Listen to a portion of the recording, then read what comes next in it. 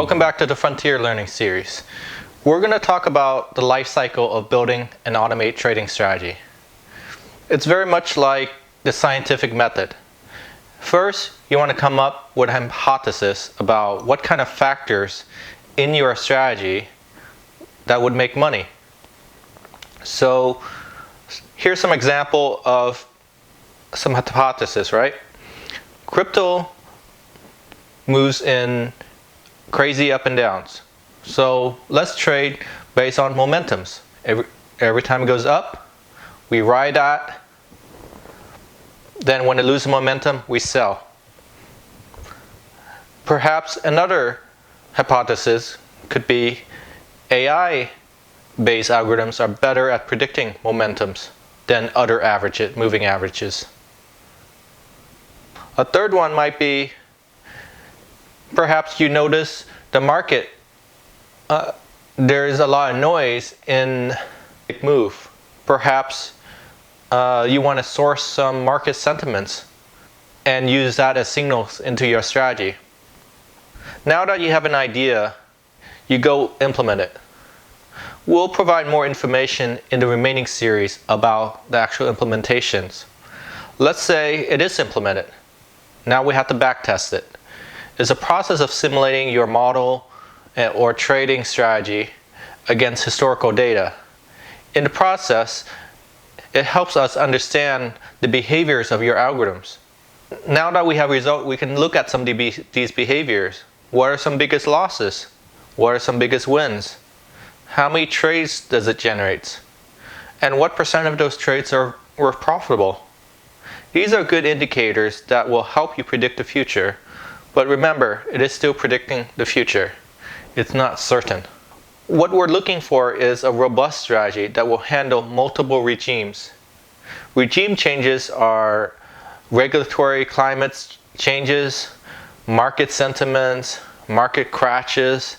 Can it survive another 2017 crypto crash? We're going to look at two strategies and compare them. And I'll introduce you a Sharpe ratio. We're going to take a look at the crossover moving average strategy. In this first one, we have a 15-day rolling moving average. Here we have the returns of 50%. It was ran over between April 2018 to October 2019.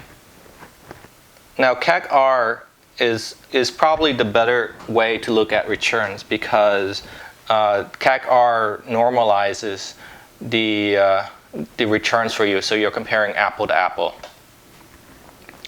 The max drawdown is the maximum loss from its peak. So this represents sometimes a volatility or a risk factor of your strategy. So you want to minimize this number as much as possible.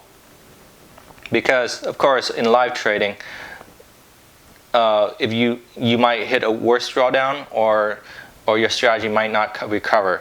So, which is the more reason to minimize this. Let's take a look at a slightly different version. In this run, we have 40-day moving average. So this is looking at a little bit longer term trend. Here we have returns of 61%.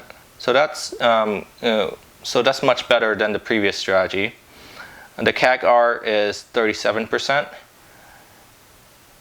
and the drawdown is 41%. So I think all the numbers are beating the previous. Now, sometimes it's not clear between these three parameters how we should prioritize between returns and drawdown. So let me introduce you to the Sharpe ratio. The Sharpe ratio is a simple ratio between your portfolio returns over the standard deviation of the positive return of your portfolio. So the standard deviation represents the lower the standard deviation means that your strategy is producing consistent profits. So the smaller number, the higher ratio. And if you have higher returns, the ratio also moves up. So what this Sharpe ratio is optimizing for is a combination of high returns and consistent profits. Here we take a look at our current strategy is 0.76. And the previous strategy was 0.66. So clearly the second strategy is outperforming the first strategy. And we can confirm that by looking at the returns and drawdown.